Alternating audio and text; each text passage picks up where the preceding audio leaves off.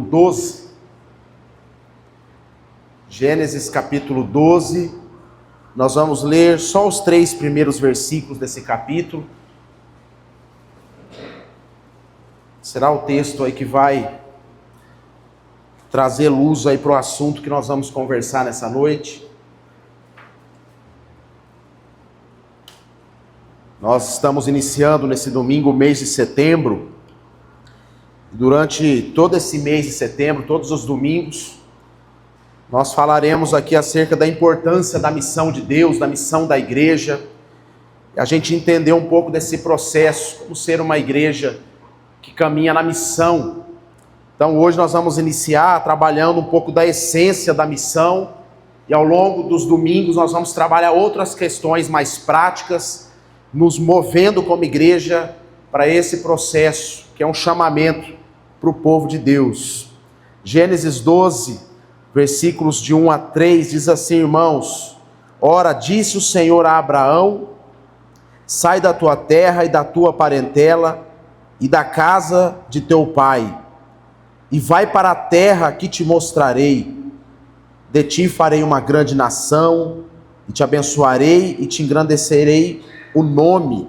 Sê tu uma bênção. Abençoarei os que te abençoarem, e amaldiçoarei os que te amaldiçoarem.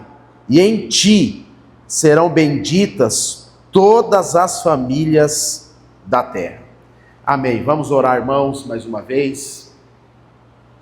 Senhor, em nome de Jesus, oramos para que o Deus que um dia chamou Abraão, comissionou Abraão para a missão, como líder de um povo, o mesmo Deus que continua atuando na nossa vida hoje, através de Jesus Cristo, por meio do Espírito Santo, eu oro, ó Deus, para que por meio da Tua Palavra, sejamos levantados nessa noite, como uma igreja fortalecida, viva, ativa na missão do Senhor, uma igreja responsável com o chamado que o Senhor depositou em nós. Nos ajuda, ó Deus, a compreender esses princípios da missão por meio das Escrituras, e que enquanto a palavra é ministrada ao nosso coração, ó Deus, seja aquecido, e que possamos ser incentivados a se levantar como uma igreja missionária.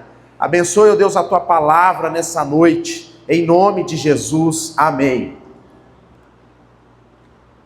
Irmãos, tem um negócio que é muito triste quando a gente pensa na igreja ou nas igrejas, é quando a gente se depara com uma igreja que está minguando, uma igreja que está com as suas portas quase fechadas, uma igreja que já não há mais vigor, já não há mais vitalidade.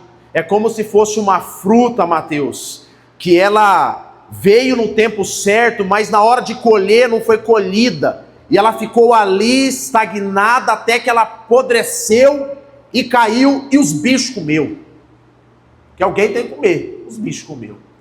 E é triste, irmãos, quando a gente escuta uma notícia, ou quando a gente presencia uma igreja, ou a igreja que tinha tudo para caminhar um caminho lindo, tinha tudo para ser uma igreja relevante, tinha tudo para ser uma igreja que faz a diferença, mas a igreja é como se ela tivesse levantado o voo, e ainda naquele pico que ela está, ela desce. São igrejas, irmãos, que elas envelhecem e não têm renovação. São igrejas que, enquanto os avós, os vozinhos estão ali frequentando as reuniões, enquanto eles estão dizimando, a igreja ainda funciona, a igreja está aberta, tem condições de ter um pastor, mas no dia que esses irmãos um dia partir, essa igreja acaba, essa igreja fecha, porque perdeu a vitalidade e perdeu o time no processo de renovação. E isso acontece, irmãos, com várias igrejas. E abre um parênteses aqui, irmãos, especial com as igrejas presbiterianas. É triste isso, da gente ver a potência que é essa igreja e ver muitas vezes, muitas delas minguando. Certa feita, o antigo Papa Bento XVI, falecido já, ele disse para algumas pessoas ali à sua volta, que o grande medo dele, ou da instituição, Igreja Católica Romana, é quando a igreja presbiteriana despertar. Esse era o único medo que ele tinha no quesito igrejas, religiões. Ele falou assim, existe uma potência que está adormecida. O que o catolicismo romano pode temer um dia é se a igreja presbiteriana se levantar. E mais triste ainda, irmãos, é quando a gente pensa que quando a igreja presbiteriana surgiu no mundo, ela começou com uma igreja avivada de oração. Uma igreja no qual seu fundador orava a Deus, subia nas montanhas da Escócia e bradava em alta voz, Deus, dai-me a Escócia ou morrerei. Esse era o desejo de John Knox, o pai do presbiterianismo. Era tão forte a vida de oração desse homem, que a rainha ali da Inglaterra, do Reino Unido, daquelas regiões, naquele período do século XVII, do século XVI, era tão forte essa vida de oração, que a rainha tinha mais medo de John Knox de joelho do que dos exércitos inimigos. De tão poderosa que era a vida dessa igreja, do seu líder e tantos outros que passaram. Por que eu estou dizendo isso, irmãos? Porque para uma igreja minguar, para uma igreja enfraquecer, definhar, precisa de um processo. Quando ela não compreende o processo da missão de Deus e da renovação. Uma igreja que não está com o coração aberto para isso, ela está com seus dias, vou dizer anos, contados. Eu espero, irmãos, que essa não seja a realidade da nossa igreja. Que de geração em geração, como diz o Salmo, o povo aqui possa contar as bênçãos de Deus. É por isso, irmãos, que essa igreja trabalha forte no ministério infantil, trabalha forte no ministério de adolescentes, e a gente se esforça aqui para trabalhar forte no ministério adulto, vamos dizer assim, para que sejamos uma igreja viva, que entenda o seu propósito na terra, que entenda a missão de Deus no mundo. Pois Deus está em missão, Deus está em movimento, Deus não está estagnado. Deus não criou uma igreja apenas para ter um salãozinho, uma caixinha de bênção, e vira e mexe, ele está lá, ele envia algumas bênçãos para aquela caixinha, e os irmãos ficam ali, um correndo atrás do outro para ver quem pega primeiro, como se fosse um buquê, ali quando a noiva joga, para ver quem que vai pegar o buquê para casar. Por incrível que pareça, às vezes, muitas igrejas se comportam assim, como se Deus fosse esse, que às vezes está lá, de forma aleatória, está ali já meio que aposentado, ele fala assim, hoje é dia da bênção, deixa eu ver qual que é a igreja que vai merecer hoje. Hoje vai ser a igreja Assembleia de Deus, aí os irmãozinhos estão lá e ele vai jogando as bênçãos. Hoje vai ser a presbiteriana, aí ele vai jogando as bênçãos. E essas igrejas vão vivendo assim, porque não entenderam o seu DNA, o seu propósito, e não entenderam a missão de Deus. E o texto que nós lemos, irmãos, ele é um texto cirúrgico nesse processo. É um texto, assim, fundamental no desenvolvimento de toda a Bíblia. Sem Gênesis 12, irmãos, a Bíblia fica desconfigurada. Porque até Gênesis 12, a gente vai ver a história da humanidade sendo contada, a gênese de tudo, as primícias de tudo, o início da humanidade, o início das cidades, o início de tantas construções, o início ali da queda da humanidade. Deus já tinha recomeçado o mundo ali com Noé, depois do capítulo 6, e a humanidade pós-Noé volta a pecar contra Deus, volta a virar as costas para o Senhor, e aí quando chega no capítulo 11, o texto da Torre de Babel, é o ápice disso. Eles constroem uma torre com a intenção de ser grande, com a intenção de querer chegar em Deus. Qual que é a motivação do coração caído? Querer ser grande, querer ser maior que Deus, querer ser o próprio Deus da sua existência. E é nesse contexto, irmãos, que Deus agora para de tratar com o indivíduo como ele tratava nos 11 primeiros capítulos, e agora ele chama um povo. Agora ele chama uma congregação, agora ele comissiona soldados, agora ele vai chamar um povo para fazer a diferença no mundo. Até aqui ele tinha lá Adão, que no princípio relacionava com ele no jardim. Depois de Adão veio Abel, que ofertou bem a Deus, mas Abel foi assassinado. Depois a geração é corrompida, vem Enos, vem Sete, vem Enoque. Alguns homens pontuais na história que amaram a Deus, que serviram a Deus. Depois, novamente, o povo corrompido, e a Bíblia diz que somente Noé foi encontrado íntegro e justo naquele tempo. Mas aqui em Gênesis 12 Deus fala, agora eu quero um povo, agora eu quero uma igreja. E aqui, irmãos, é o texto que é a essência da vida missionária da igreja. Se a gente não entender o que está por trás desses versículos, não adianta a gente ter ministério de missões, fazer programação, entregar folheto, ligar para alguém, mandar uma mensagem, mandar um versículo, se a gente não entender a essência do que é ser uma igreja missionária. Então a proposta desse sermão de hoje é a gente entender a missão de Deus, para que eu e você não façamos missão, mas sejamos a missão. Há uma diferença muito grande de conceito. Uma coisa é eu pegar a água, uma coisa é eu ir até a água, fazer um serviço. Uma coisa é eu ser o serviço. Eu sendo o serviço implica em todos os aspectos da minha vida, aonde eu me movimento, a começar do meu lar, aquilo já está fazendo missão. Esse é o conceito bíblico da missão. Ao longo dos anos as pessoas foram montando departamentos. Bom, agora é o departamento da missão, agora é o departamento disso, e não é assim, irmãos. A essência do povo de Deus, a essência da igreja é ser missão. E aí entre nós aqui, você que é crente aí há um bom tempo, fala a verdade, quando você vai estar lá na firma, lá no trabalho, todo mundo pisa na bola, não pisa? Mas se você pisar, o crente, não é assim? O crente. Todo mundo fala bobeira. O dia que você fala uma bobeirinha, o crente, pode isso? Todo mundo compra um monte de coisa. O dia que você compra uma coisa assim meio diferente do contexto, você fala, nossa, mas você é crente comprando um negócio desse aí? Todo mundo vai para um monte de lugar. O dia que você vai num lugar, nossa, mas você é crente nesse lugar? Já passou por essa experiência? E o porquê que passamos por essa experiência? Porque estamos em missão, querendo ou não. Gostando ou não. O momento que declaramos com a nossa boca, com o nosso coração, que Jesus Cristo é o meu Senhor e Salvador, estamos em missão. E aqui o texto vai nos ensinar pelo menos 3 questões acerca da missão de Deus. A primeira delas, irmãos, está aqui no começo, no versículo 1, quando Deus chama Abraão, ele diz assim, ora, disse o Senhor a Abraão, sai da tua terra, da tua parentela, e da casa de teu pai, e vai para a terra que te mostrarei.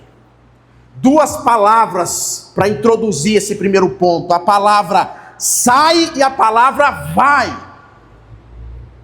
Sai da zona de conforto, sai do contexto que você aprendeu a viver, e vai para um lugar que você não sabe onde é. Onde que é? Vai indo que você vai descobrir. Sabe o que significa isso, irmãos, dentro do aspecto missionário, Mateus? Que a missão de Deus passa por um aspecto, irmãos, sobrenatural. Porque sair e ir em um lugar que eu não sei o que vai acontecer, aonde é um processo de fé. E a igreja, ela só consegue sair do estado de marasmo, esse estado infrutífero, quando ela entende que o processo missionário tem a ver com uma decisão sobrenatural, tem a ver quando a igreja experimenta andar por fé.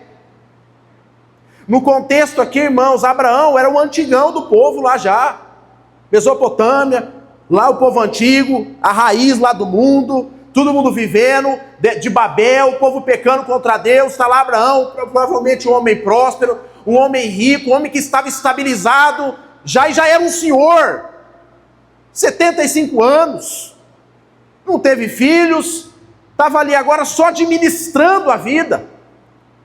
E Deus chama esse homem para sair do meio do seu povo. Ou seja, agora você vai começar uma nova trajetória. E você vai para um lugar que eu te mostrarei, que é um processo. E aqui, irmãos, está um princípio principal da missão. Que a missão de Deus através da igreja sempre foi e sempre vai ser um aspecto sobrenatural. E eu e você só vamos experimentar isso se a gente começar a dar passos de fé. Enquanto a gente ficar dentro da nossa racionalidade, dentro daquilo que a gente gosta, dentro da nossa zona de conforto, irmãos, a médio e longo prazo não há missão. Não há missão, porque a missão pressupõe ousadia, a missão pressupõe fé. Sair ali, irmãos, tem um significado muito profundo. É você sair de tudo aquilo que você construiu, de tudo aquilo que você achou que era correto, de um estilo de vida que você encontrou, você entendeu que era o melhor para você. E agora Deus fala para você viver algo novo nessa altura da vida. É por isso, irmãos, que as igrejas estão estagnadas, porque as pessoas não querem. Elas querem um Deus do jeito dela, elas querem uma missão que cabe dentro dela, mas não do jeito de Deus. Eu vou dar um exemplo para você entender bem claro o que eu estou dizendo. Está todo mundo aqui sentadinho, ajustadinho. Se chega alguém desajustado aqui na igreja, dá trabalho, as pessoas não querem. Se eu te chamar e falar assim, eu preciso de um discipulado, quem que é? É o irmão fulano. Ah, é aquele que dá problema. Ixi, eu não sei se eu dou conta, hein? Eu não sei se eu sou capaz, assim. Nós não queremos sair da zona de conforto. Outro aspecto, irmãos, que faz uma igreja minguar, que quando uma igreja está num processo de missão, intencionalmente, vivendo o sobrenatural de Deus, andando por fé, vai entrar o grupo e vai bagunçar os nossos grupos.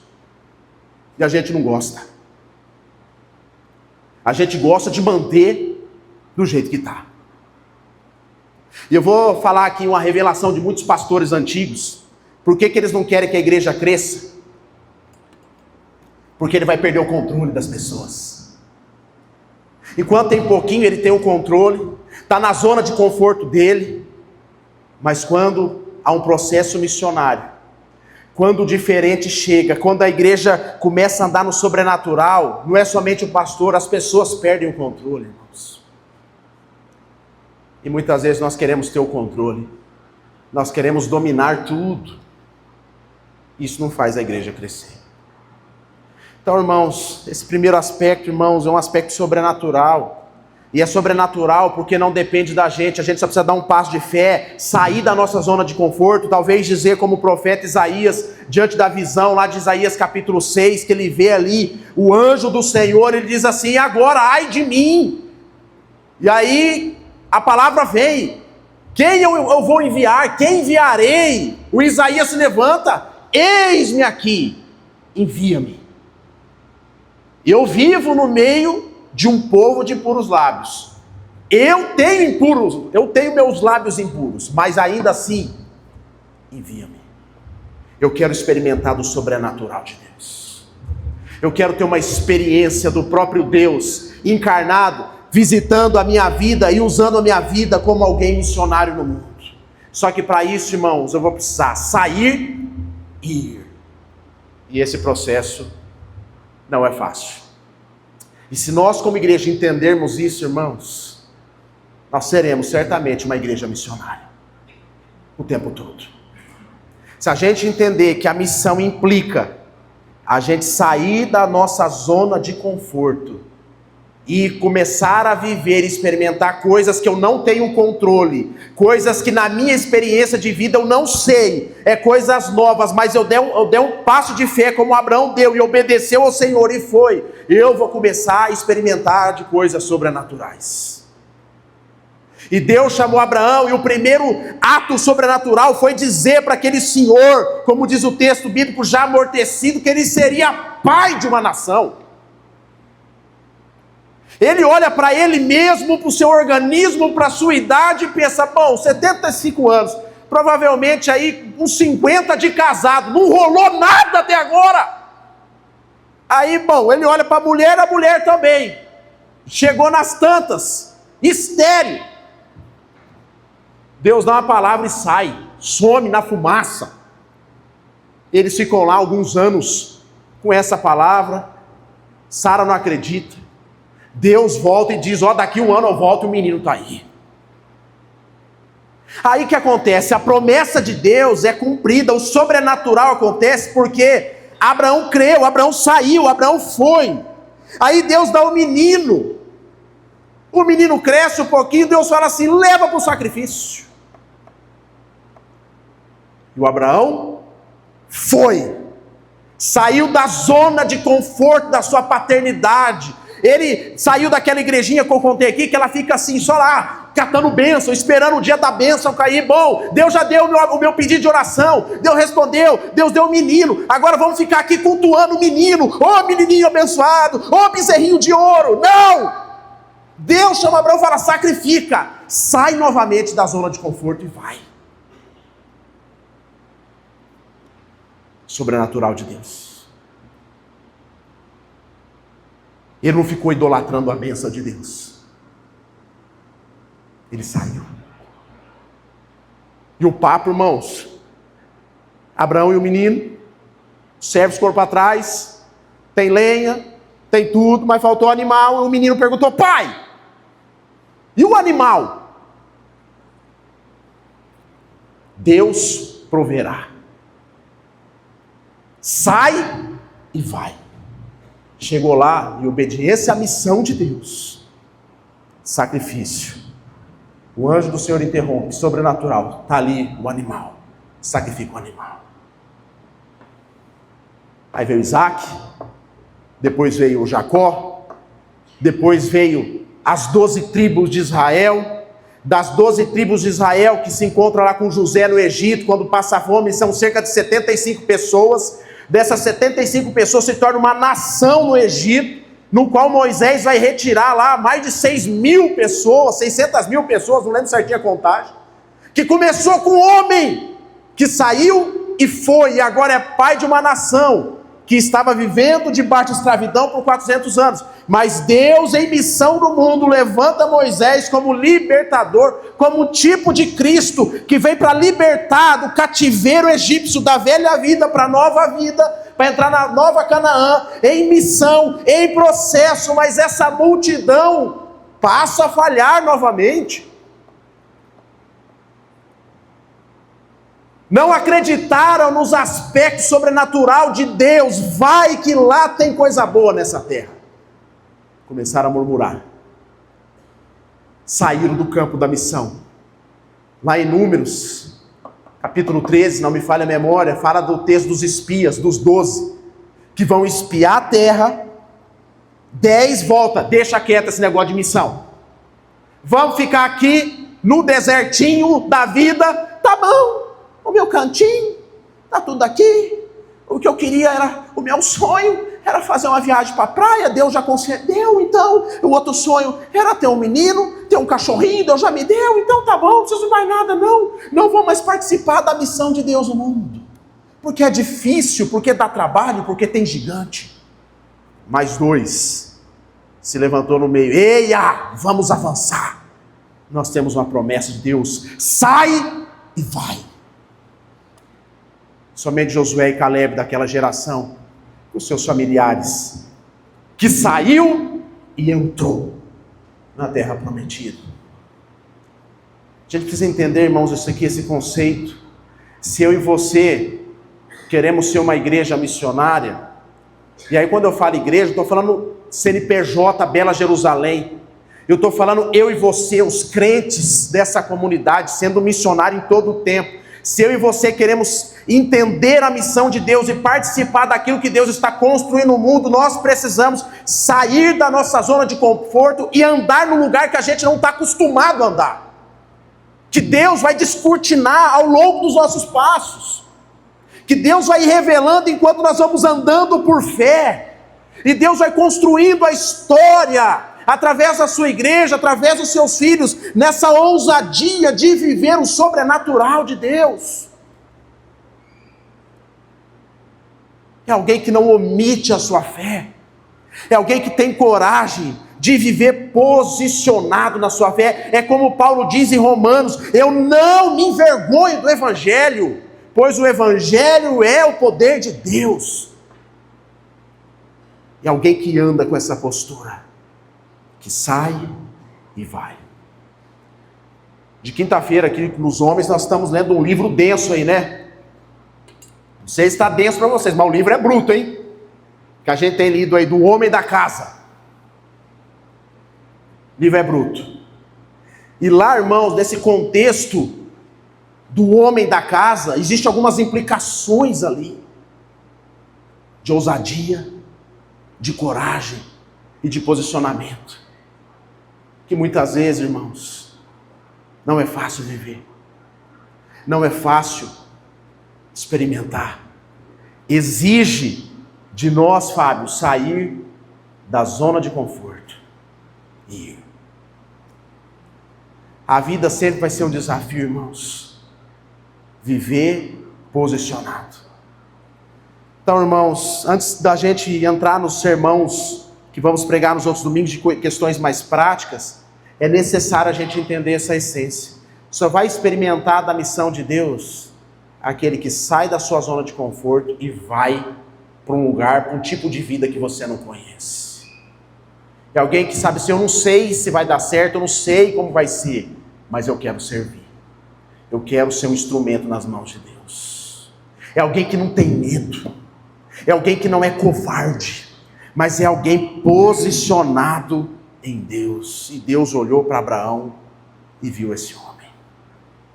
Vamos ser missão aqui. Vamos fazer a diferença. Hoje de manhã, quem estava na escola dominical, a gente falou um pouco sobre novos céus e nova terra, sobre eternidade. E se você entendeu o que a gente ensinou aqui, percebeu que lá é bênção, né, irmãos? Lá é bênção, lá é vitória. E lá é uma certeza para aqueles que são de Deus. Agora, se lá é bênção, lá é uma vitória, lá é uma certeza, o que vamos fazer aqui então, enquanto esse dia não chega? Vamos gastar a nossa vida na proclamação do Evangelho. Entendo o que eu estou dizendo, proclamar o Evangelho não é um discurso, não é uma publicação na internet. Pregar o Evangelho, em essência, é você sair e ir. Não ter medo de experimentar o sobrenatural de Deus. Amém, queridos? Segundo aspecto, irmãos, que a gente percebe no chamado de Abraão como povo, é que a gente precisa desenvolver, irmãos, o processo de abençoado para se tornar um abençoador. Sair desse processo infantilizado de ser somente o abençoado, ser somente o agente passivo, ser somente aquele que fica assim, para se tornar aquele assim. Porque ficar assim, irmãos, é o que faz a igreja fechar.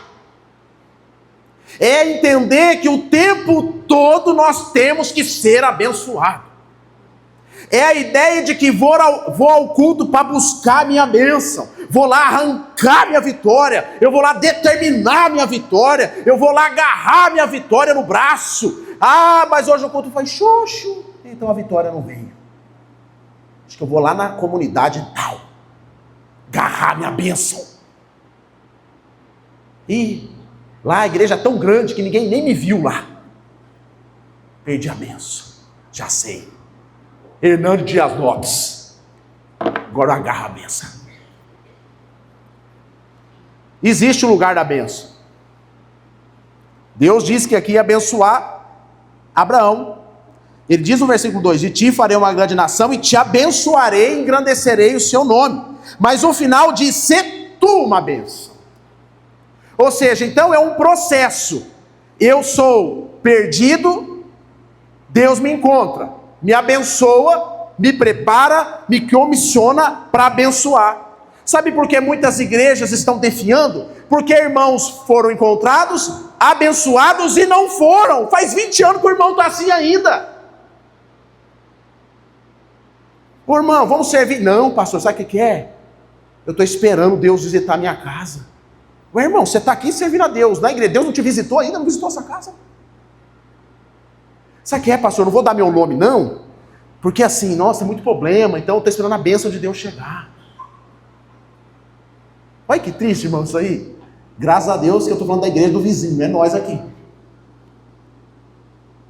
Deus chama Abraão e fala: eu vou te abençoar, eu vou fazer, você vai andar no sobrenatural, você vai andar por fé, eu vou fazer de você pai, mas eu te abençoei para que você se torne uma bênção, seja uma bênção, seja tu uma bênção. E aqui, irmãos, está um aspecto missionário que muitas vezes a gente não compreende, que muitas vezes a gente acha que é campanha evangelística, quer falar no microfone lá na praça 15, Isso é bênção, isso acontece. Mas ser um evangelizador no mundo é ser alguém abençoador no mundo. Sem discriminação. Sem condicional. Ah, eu vou abençoar o Fernando porque o Fernando me abençoa. Então a gente fica nesse toquinho de vôlei. Não, irmãos. É ser um abençoador no mundo. Sabe qual foi o chamado de Deus para o povo de Israel? Ser um povo abençoador para as outras nações, para que as outras nações pudessem olhar para Israel e falar assim: esse é o modelo de Deus, esse é o modelo padrão, esse é o modelo de ética, esse é o modelo de servo, de serviço. Deus chama Abraão para ser um povo, não para engrandecer apenas o nome deles, não para dar exclusividade para eles, mas para que eles se tornassem um farolete, um farol, uma lanterna no mundo. Não se tornar um povo exclusivista, achando que são os queridinhos de Deus, os abençoadinhos de Deus. Não! Deus chamou esse povo pecador igual todo mundo, para que através da bênção de Deus sobre eles pudessem abençoar o outro. Esse é o sentido, irmão, que a gente reúne aqui, para que a gente saia daqui e abençoe o mundo. Ah, pastor, meu cunhado me chamou para a festa de aniversário, só que lá eu não vou, porque eu sou crente, porque lá o povo bebe, o povo é ímpio, eu só vou nas festas dos crentes. Que Bíblia nós estamos lendo, irmão? Agora, se você vai para tomar todas, é melhor também não ir, né? Eu estou partindo do princípio que você é o crente abençoado, que está rompendo com o processo de ser o me dá, para ser aquele que avança. Aí que você tem que ir lá, posicionado, crendo no sobrenatural de Deus. Você saiu e foi para testemunhar e abençoar não é assim: ô, para de beber, é pecado, vai para o inferno, ô, converte, ô, não sei o que, tal. Não é isso. É você ser o melhor ser humano que você consegue ser no meio das pessoas. É ter humanidade. Sabe como Jesus ensinou a gente a ser espiritual? Sendo humano. Mas tem gente que acha que ser espiritual é ser nuvem. Não toque em mim. Eu não misturo com o ímpio, com os escarnecedores, porque o Salmo 1 diz: não para, não se detém, não se deita. Exatamente. Mas você passa por eles. E a gente esquece do aspecto abençoador. Ah, pastor, ajudamos tanto a pessoa não converteu. Irmão, Deus não mandou a gente converter. Deus mandou a gente abençoar, a gente amar e falar da palavra. Quem converte é obra sobrenatural do Espírito Santo de Deus. Deus chamou o povo dele para ser uma bênção no mundo. Deus chamou Israel para ser uma bênção no meio das nações, para que as outras nações pudessem até Israel e sair de lá com testemunho. Esse era o processo, não é ir para lá e voltar pior. É por isso que Deus deu os mandamentos para Moisés. Não é para colocar na geladeira e falar assim: ó, hoje acertei um, hein? Minha meta é fechar os 10. Não, é que para você olhar para aquilo como se fosse um espelho que refletisse você, e você ler cada um deles e falar assim: nossa, eu não dou conta, eu sou pecador. Eu preciso de Deus. Aí o povo vem até você, vê você olhando para essa ética do Antigo Testamento, se entendendo pecador, humilde, que precisa de Deus, fala assim: eu preciso também desse cartaz na minha geladeira, para me olhar todo dia, me entender pecador e ser humilde, uma bênção como você é. Alguém que precisa de Jesus. Mas não. Sabe o que o povo fez com o calendário dos 10 mandamentos? Colocou lá e falou assim: eu sou bom, eu honro meu pai e minha mãe, eu não adultero, eu não roubo. Falando isso para o mundo. É isso que a igreja tem feito, irmãos. Dando carteirada de santidade no mundo, sendo que a gente tinha que dar carteirada de humanidade para o mundo, de dizer assim: assim como você, eu sou um pecador miserável, nós juntos somos pecadores miseráveis, e precisamos da graça de Deus.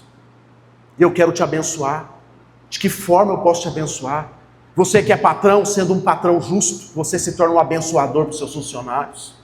Você que é funcionário, como ensina as cartas de Paulo, sendo um funcionário ético, que honra o seu patrão, que abençoa o seu patrão, ainda que esse seja ímpio, ainda que esse não professe a mesma fé que você.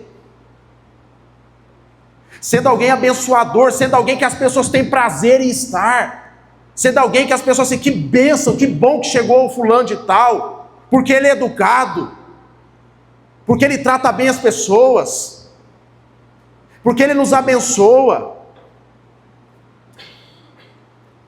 Nós estávamos aqui ontem, teve um culto de jovens aqui, irmãos, e o pastor que pregou falou assim que muitas vezes os crentes hoje estão deselegantes com o outro, e a gente precisa ser mais elegante com as pessoas, e o papel da igreja é exortar os crentes a ser mais elegante com as pessoas, a ter postura diante das pessoas. Isso, irmãos, é ser alguém abençoador. Antes mesmo a gente falar Jesus, sabe, falar de Bíblia, seja alguém que abençoa, seja alguém que abençoa os seus vizinhos, sabe, tenha postura de humanidade. Quando a gente olha para os evangelhos, a gente vê Jesus, você não vê Jesus destratando o povo. Com quem Jesus bateu firme, irmão, foi com o religioso fariseu. Mas com a população, com as pessoas, ainda que as pessoas não tivessem o mesmo ponto de vista de Jesus, ainda que Jesus discordasse delas, Jesus tratou-as com humanidade, com respeito, chamando-a pelo nome. Mas às vezes, irmão, a gente trata as pessoas por aí como se fosse nada. A gente vai nos lugares aí, e eu falo de mim mesmo. Pensa esses dias numa burrada, irmão, que eu fiz. Vou confessar aqui para vocês aqui. Comprei um sofá. O sofá era para entregar no dia lá, e eu desmarquei todos os compromissos. Remanejamos a agenda lá para ficar em casa esperando esse sofá. Liguei, o sofá vai vir mesmo? Vai, já está no caminhão. Aí, querido, o sofá não foi. Chegou, era 5 horas, 5 e pouco da tarde, lá o condomínio só pode entregar até 15 para 5. E o cara me ligou, 5h10, estou chegando aí. Falei, rapaz, agora não vai dar. Vai entregar. Ah, irmão, fiquei chateado com o negócio, hein? Falei pro rapaz, ô moço, mas o que aconteceu? Não, vou ver lá na empresa, não, vou ver na empresa. Não, mas o que aconteceu? Porque falou que já estava no caminhão, que disse que ia ser da primeira rota e tal, o que aconteceu? O que aconteceu? E eu questionando, aquela chatice em mim, em cima do moço. O crente. Tudo bem, ele errou lá, acho que ele quis fazer uma logística mais fácil lá e atrasou. Aí liguei lá para o vendedor, vendedor, é o seguinte, você falou para mim que ia trazer o sofá hoje, o moço não trouxe, queria ver isso aí, tem que ver, como é que é isso aí?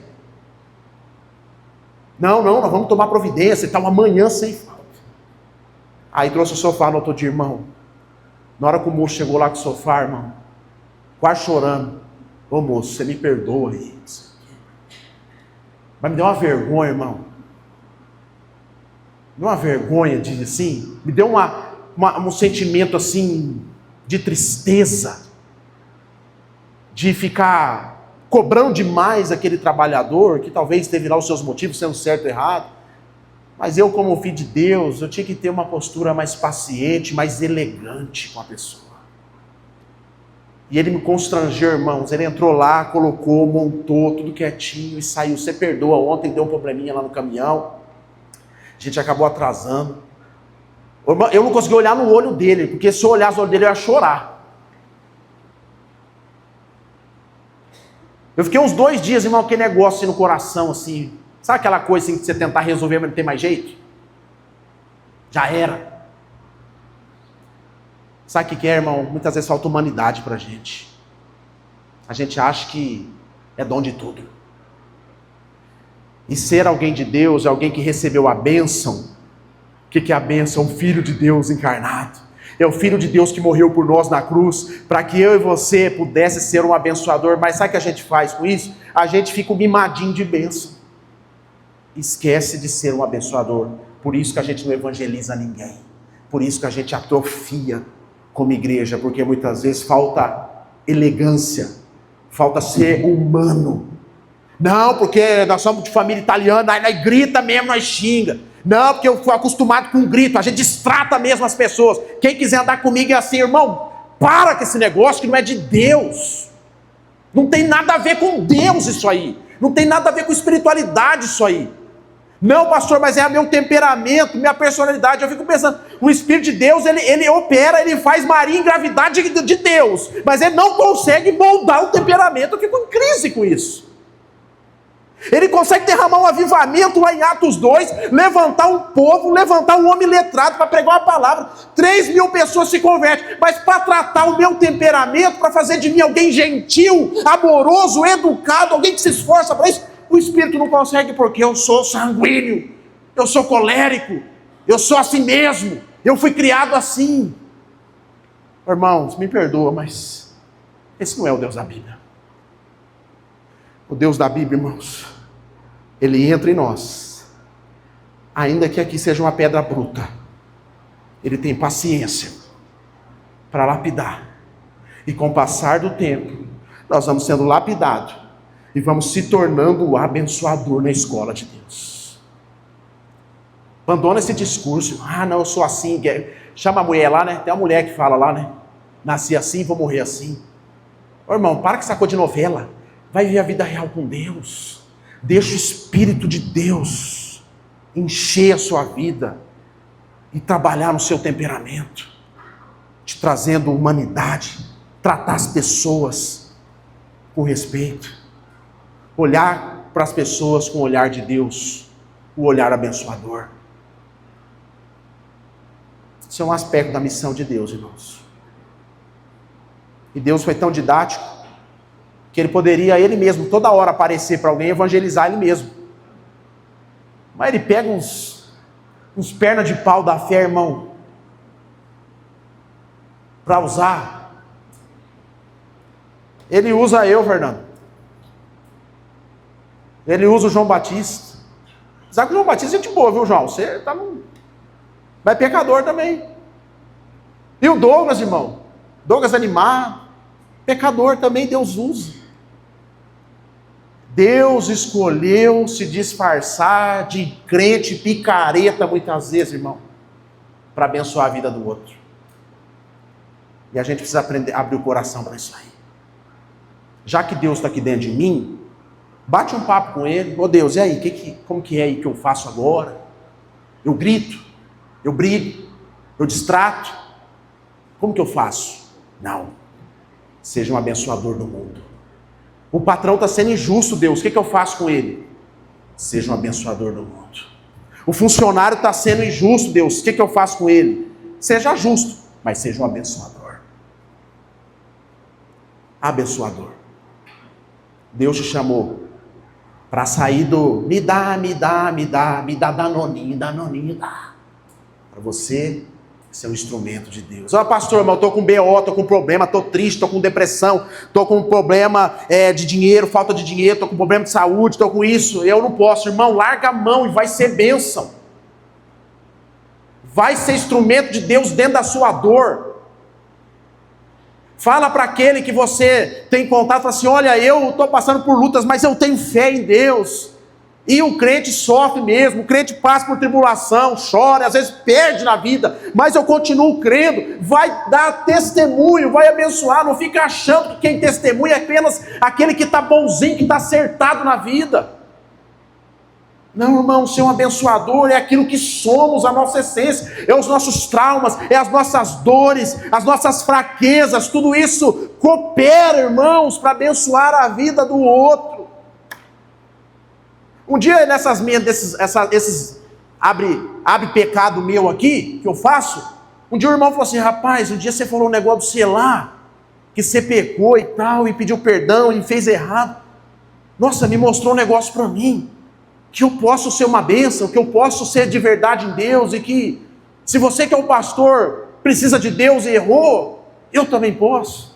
Olha o testemunho do irmão. Eu contei um pecado com um lamento, dizendo que, poxa vida, poderia ser diferente.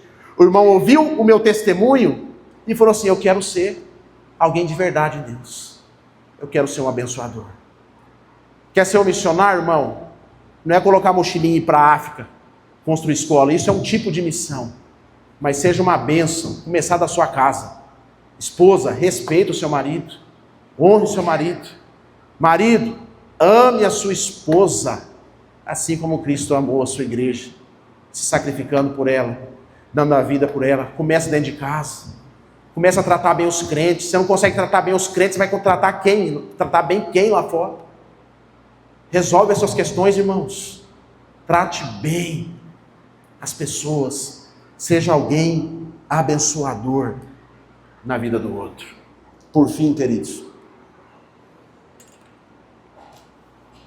versículo 3 diz assim: abençoarei os que te abençoarem, amaldiçoarei os que amaldiçoarem. E aí ele diz: em ti serão benditas todas as famílias da terra. E aqui está um princípio fundamental para a gente fechar. Deus chama Abraão, um homem pecador, e diz que aqueles que abençoam Abraão, Deus vai abençoar.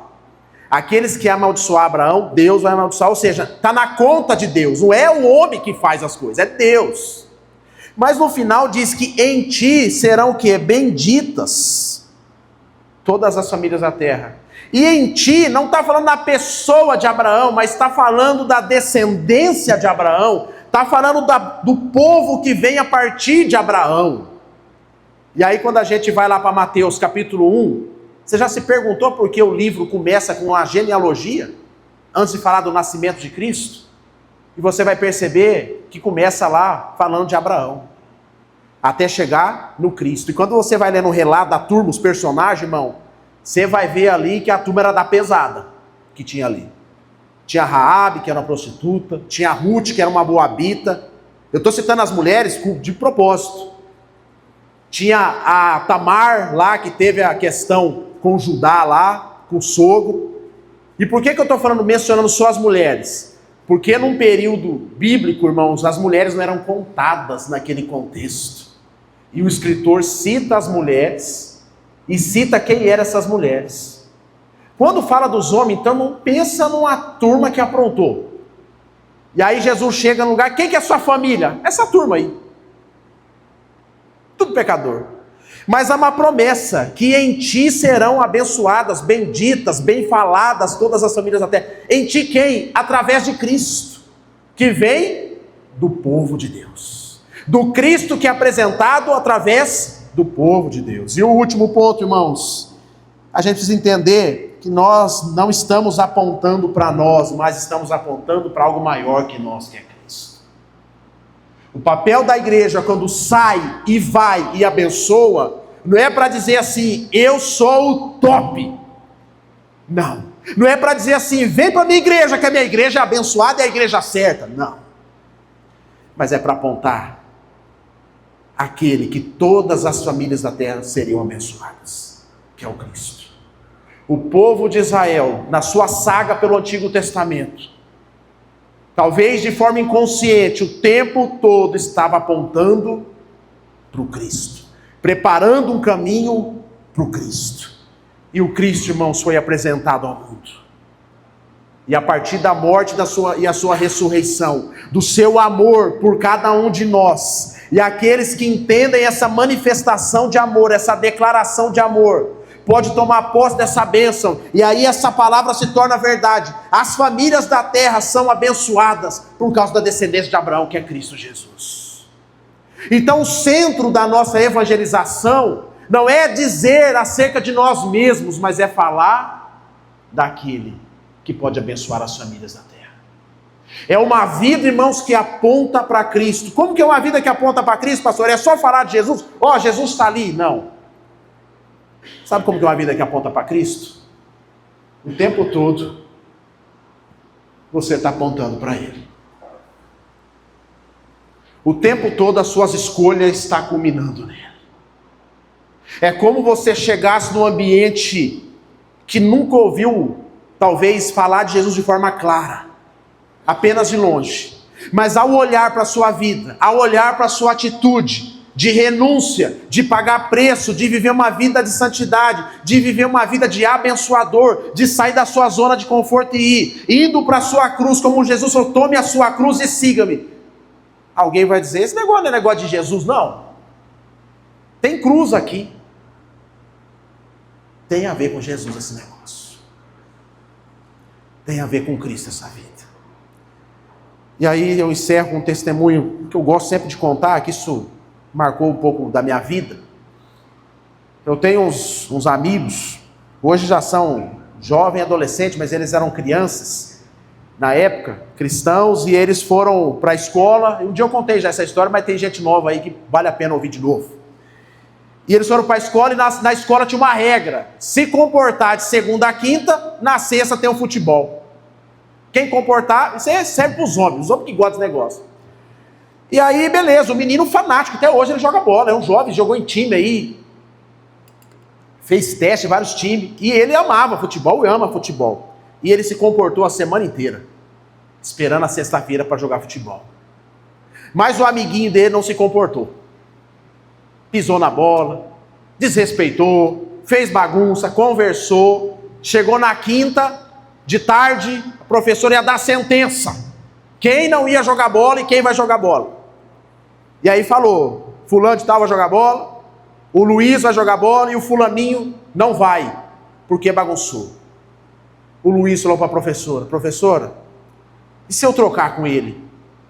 Eu fico aqui sem jogar bola e ele joga no meu lugar. Pode?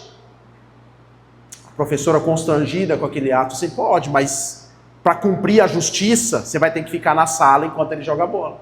Você está disposto a fazer isso? Porque ele não mereceu. Ele não fez o que era certo, ele não cumpriu, e você cumpriu. Você cumpriu tudo que devia cumprir.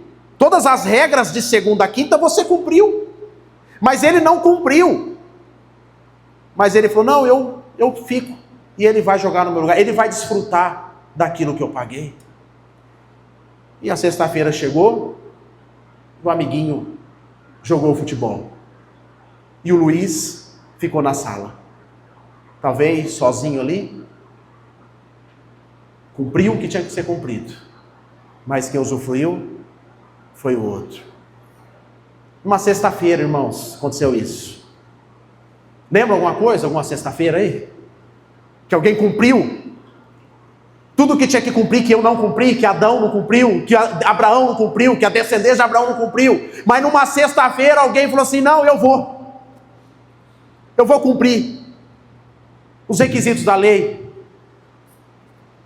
para que aqueles que não sabem o que fazem possam ser abençoados um dia. Isso é uma vida, irmãos, que aponta para Cristo. Será que a gente está preparado, irmãos, para uma conversa dessa? Para passar o outro na nossa frente, no nosso lugar? Para ser um abençoador e apontar para Cristo, sem usar uma palavra, sem mencionar a palavra Jesus, apenas talvez pagando uma conta que não é nossa, para que outros pudessem usufruir da graça de Deus? Isso é uma igreja que aponta para Cristo. Falar de Jesus aqui, irmãos, eu posso repetir várias palavras de Jesus, ler vários textos aqui, mas se a minha vida não apontar para Ele, eu não evangelizei, eu não testemunhei. A vida que aponta para Cristo, aonde as famílias são abençoadas, tem a ver comigo e com você, usando da missão, usando da bênção de Deus sobre as nossas vidas, para abençoar outros, para que outros possam conhecer a Jesus, o amor de Jesus, lá na cruz.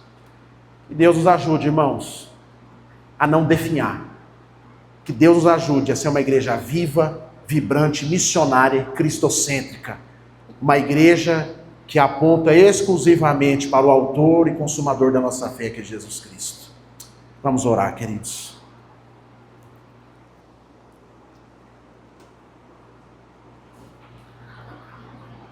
Talvez espiritualmente você está definhando. Você é alguém infrutífero. Da sua vida não sai bênção. Mas você é um garoto mimado, que quer ser abençoado o tempo todo. Uma garota mimada, que canta aquela canção, que é até uma canção boa, que diz assim: preciso de uma bênção e não vou desistir. Sem ela eu não vou sair daqui. Talvez você pegou essa fala como um mantra da sua vida e esqueceu que você é abençoado através do sangue de Jesus para se tornar um abençoador. Foi isso que Cristo fez por nós.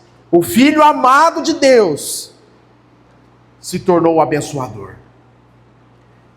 É hora, irmãos, da gente sair da infantilidade e se tornar um guerreiro de Deus nesse mundo. alguém que paga preço, alguém que evangeliza com a vida, alguém que tem posturas de abençoador, alguém que volta para casa, ainda que ache que o culto foi ruim, mas durante a segunda a sexta se torna um abençoador, alguém que vai abençoar o ambiente de trabalho, alguém que vai trazer luz para o ambiente de trabalho, alguém que vai olhar para a humanidade com o olhar de Cristo. A gente só consegue isso, irmãos, através da cruz, do Jesus que é o nosso modelo. Coloque a sua vida diante de Deus. Se você quer ser o irmão abençoado, mas o irmão que abençoa, ore a Deus. Senhor, em nome de Jesus, aqui nós estamos, ó Deus, como igreja do Senhor, não apenas como CNPJ registrado nesse bairro, mas como corpo vivo do Senhor, como um organismo vivo que se move, que se movimenta. Alguém, ó Deus, que um dia foi alcançado pela cruz, pela graça. Alguém que um dia foi transpassado pela verdade do Evangelho, pelo amor constrangedor, que faz de nós um abençoado que agora abençoa, que rompe com o processo infantilizado de ser aquele que apenas está correndo atrás de uma bênção, mas que agora ele se tornou a própria bênção de Deus no mundo. Nos ajuda, ó Deus, a sair dessa casca, desse casulo infantil, e se tornar um abençoador de vidas. Nos ajuda, ó Deus, a ter ousadia, a ter fé, para andar no sobrenatural do Senhor, assim como Abraão andou, saiu da sua zona de conforto, saiu da sua parentela, saiu dos seus costumes, saiu do seu lugar de conforto para viver uma vida nova com o Senhor, uma vida de fé. Alguém que foi para um destino que não conhecia, mas sabia com quem estava andando. Assim é a nossa jornada aqui na terra, nós não sabemos o dia de amanhã, mas sabemos com quem estamos, e seguro estamos com Jesus. Nos ajuda, ó Deus, a experimentar do sobrenatural, a caminhar por fé. A razão é boa, os planos são bons, mas a Bíblia diz que a boa resposta vem dos lábios do Senhor. Ó Deus, nos ajuda a ser uma igreja vibrante, missionária. Um povo que vai olhar para segunda-feira e não vai mais ter aquele jargão de segunda-feira brava, de início de semana, mas a segunda-feira é uma oportunidade de ser um abençoador de vidas. Alguém que vai ser humano, alguém que vai ser elegante um com o outro, alguém que vai ser educado. Ó Deus, um marido que vai voltar para sua casa, que vai tratar bem a sua esposa, que vai começar o seu evangelismo dentro do lar. Uma esposa, ó Pai, quebrantada, que vai voltar para casa e vai, ó Deus, ser uma esposa submissa a seu marido. Vai ser uma esposa que honra o seu marido, não por obrigação, mas por prazer, por deleite, porque reconhece que esse homem foi o varão que Deus colocou dentro do lar. Uma esposa, ó Deus, cheia do Espírito Santo. Ó Deus, em nome de Jesus, que sejamos, ó Deus, uma família bendita, como diz a promessa para Abraão. Uma família que experimenta do evangelho da cruz, do evangelho daquele que cumpriu tudo, e ao cumprir tudo não recebeu vitória, recebeu foi cruz em nosso lugar, para que nós possamos ser uma família bendita. Só é bendito aquele que tem o evangelho. A maior bênção é o evangelho de Jesus. A maior bênção é ter a consciência de que somos amados por Deus, e que Deus nos amou de tal maneira, enviando o seu Filho, seu único Filho, para morrer em nosso lugar, para que a gente não perecesse, mas para que tenhamos vida eterna. Esse é o abençoado. Que sejamos abençoados nessa noite com essa palavra, com essa verdade. Que saiamos daqui não mais como um pedinte de bênção, mas alguém comissionado para ser um abençoador. Em nome de Jesus. Amém. Fique de pé, irmãos.